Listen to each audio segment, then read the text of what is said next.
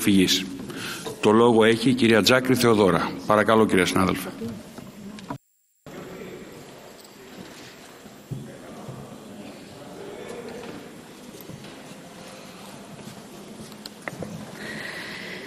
Κυρίες και κύριοι βουλευτές, λίγα 24 ώρα μετά την αναβάθμιση της ελληνικής οικονομίας και από τον Νίκο Φιτς, ο Πρωθυπουργός και το επιτελείο του προσπαθούν με κάθε τρόπο να αξιοποιήσουν τα θετικά εντός εισαγωγικών στοιχεία αυτής της εξέλιξης και μιλούν για μια οικονομία που ανθίζει ως συνέπεια μιας συνετούς και υπεύθυνης διαχείρισης, στην οποία το πλεόνασμα θα επιστρέφεται στην κοινωνία και κυρίως σε αυτούς που το έχουν μεγαλύτερη ανάγκη. Μια ανθυρή οικονομία που όμως ψάχνει αναγωνίως να βρει μερικές εκατοντάδες εκατομμύρια για να γεμίσει τα δημόσια ταμεία. Η ίδια η πραγματικότητα σας διαψεύδει. Συζητάμε σήμερα το νομοσχέδιο για τη φορολογική μεταρρύθμιση με στόχο την καταπολέμηση της φοροδιαφυγής, που όμως στην πράξη αποδεικνύεται ένα καθαρά φοροεισπρακτικού τύπου νομοσχέδιο, άδικο, οριζόντιο και αναχρονιστικό.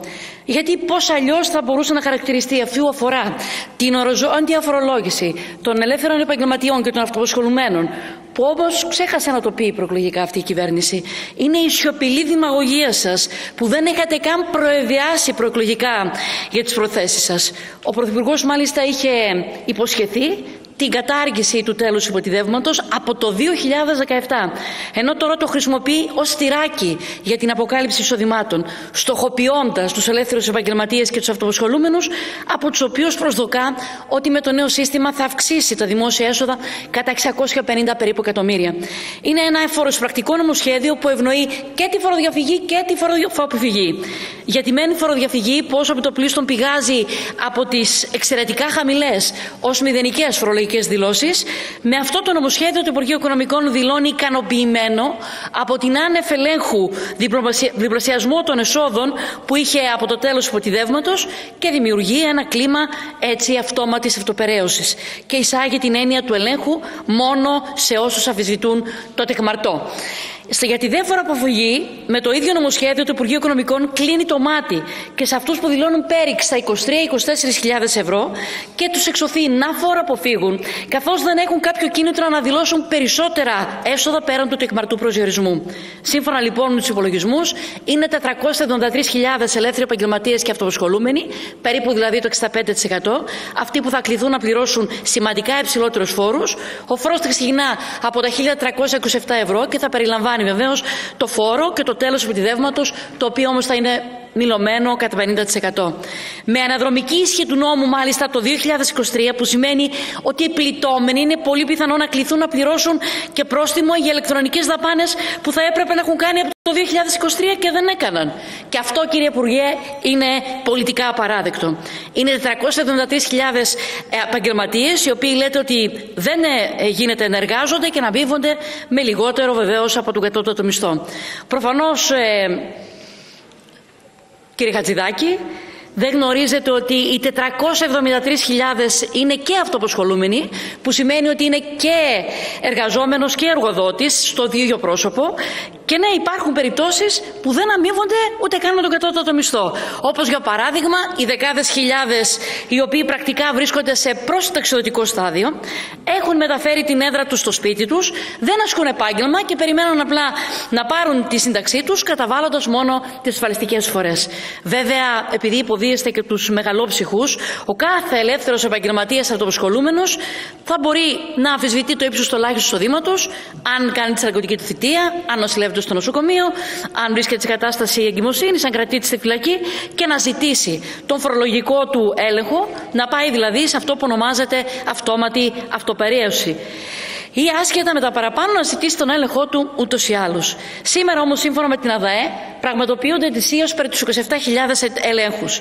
Πιστεύετε πραγματικά ότι θα καταφέρετε να ελέγξετε έστω και τους διπλάσιους επαγγελματίες σε ετήσια βάση? Εδώ βάζω ένα τεράστιο ερωτηματικό για το αν τελικά κατορθώσετε να μαζέψετε τα χρήματα που λέτε. Ένα ακόμη μεγάλο λάθος είναι η σύνδεση της φορολογίας των ελεύθερων επαγγελματιών αυτοαπασχολουμένων και των ατομικών επιχειρήσεων, είτε με το ύψος του εκάστοτε κατώτατου μισθού, είτε με τον υψηλότερο μισθό που καταβάλει σε εργαζόμενο. εργαζόμενό του. Όποιο ποσό είναι υψηλότερο. Αποτέλεσμα, αν κάποιος έχει έναν εργαζόμενο ο οποίος αμείβεται με περισσότερο από τον κατώτατο μισθό, τότε έχει κίνητρο να τον απολύσει και να προσλάβει έναν νέον που θα πληρώνεται με τον κατώτατο. Όλα αυτά βέβαια η κυβέρνηση, κυρίες και κύριοι συνάδελφοι, τα γνωρίζει. Αλλά πώς αλλιώς θα υλοποιήσει την έκθεση Βυσσαρίδη, η οποία τι μας λέει? Ότι οι μικρές ατομικές επιχειρήσεις, οι οποίες έχουν ένα υψηλό μερίδιο αγοράς, είναι υπεύθυνες για την χαμηλή παραγωγικότητα της εργασίας και την παρατηρούμενη παραοικονομία. Στην ουσία αποτελούν δηλαδή την παθογένεια του συστήματος. Και φυσικά ήρθε η ώρα να κλείσουν, γιατί το μερίδιο της αγοράς τους το θέλουν διακαώς οι μεγάλοι όμιλοι και επιχειρήσεις. Να λοιπόν η καταστροφή των πολλών ως ευκαιρία πλουτισμού για τους λίγους. Και ενώ, κύριοι της κυβέρνησης, ψάχνετε αναγωνίως να βρείτε αυτά τα 650 εκατομμύρια από τη φορολόγηση των ελεύθερων επαγγελματιών και των αυτοαπασχολουμένων, δείτε τι έχουμε στην απέναντι πλευρά. Η αναδρομική φορολόγηση για τις επιχειρήσεις παραγωγής ενέργειας, μετά από πολύμηνα παζάρια, εισηγήσεις, ενστάσεις επί ενστάσεων και διαπραγματεύσεις για τα υπερκέρδη για τους μήνες από τον Οκτώβριο του 2021 ως τον Ιούνιο του 2022, κατέληξε τελικά στα 373 εκατομμύρια. Εξαιρετική διαπραγμάτευση, αφού αυτές τις εταιρείες είχαν υπερκέρδη που ξεπερνούσαν τα 2,2 δισεκατομμύρια ευρώ. Δηλαδή 1,8 δισεκατομμύριο χρήματα των καταναλωτών, των οικοκυριών και των επιχειρήσεων έγιναν κυβερνητικό δώρο στο καρτέλ της ενέργειας. Το 2022 ο ΣΥΡΙΖΑ ανέδειξε ότι τα υπερκέρδη για τις εταιρείες καυσίμων, και δεν εννοώ φυσικά τα βενζινάδικα, ανήλθαν στα 2,6 δις. Από αυτά η κυβέρνηση Μητσοτάκη με μεγάλη καθυστέρηση και πίεση θα εισπράξει μόνο τα 650 εκατομμύρια. Ανάλογη η κατάσταση με τις τράπεζες. Εμφανίζεται ως επιτυχία την ιδιωτικοποίηση των τραπεζών, με την οποία το δημόσιο θα πληρώσει 40 δις σπασμένα, και για τον αναβαλώμενο φόρο των τραπεζών που ξεπερνά τα 13,5 δισεκατομμύρια ούτε λόγος. Την ίδια στιγμή, οι εισηγμένες στο χρηματιστήριο Αθηνών εταιρείες σπάνε το ένα ρεκόρ κερδοφορίας μετά το άλλο. Αντίστοιχη κατάσταση παρατηρείται και με τις πολυεθνικές που δραστηριοποιούνται στον ελληνικό χώρο, που πωλούν τα προϊόντα τους ακριβότερα από τις άλλες χώρες με πολύ μεγαλύτερους μισθούς.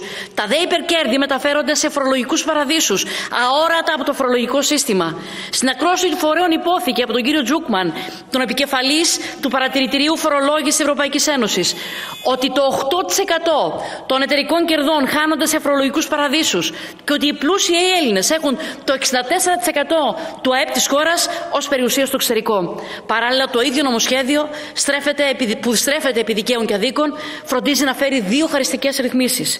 Τη μείωση του συντελεστή φόρου συγκέντρωσης κεφαλαίων και τη μείωση του φόρου από πωλήσεις εισηγμένων μετοχών, με τις οποίες μειώσεις χαρίζει σε αυτές τις επιχειρήσεις περίπου 43 εκατομμύρια. Ποιος είναι λοιπόν ο βαντοδόρος της φοροδιαφυγής, κύριε Θεοχάρη?